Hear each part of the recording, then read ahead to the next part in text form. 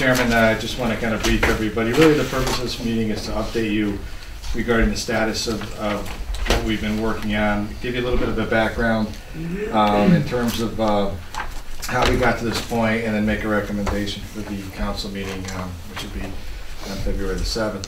Basically, the 2020 task force was really initially conceived by my office, was really supposed to be a task force that would focus in on the long term, the long game, the big picture of where the schools were going. And really it boils down to this, that there is obviously a growing enrollment within our public school system. It's, you know, half a dozen schools that are bursting at the seams. We have other schools that are not quite as full as them.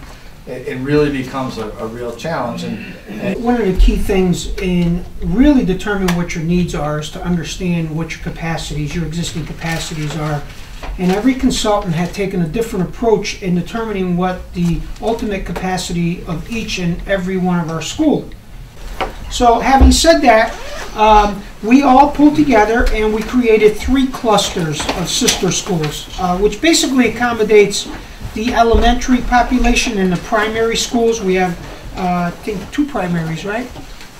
2, yeah.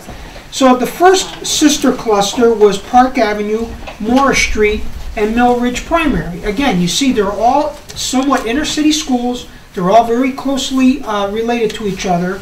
And we quickly looked at what struggles each one of these schools had and what opportunities the actual facilities provided.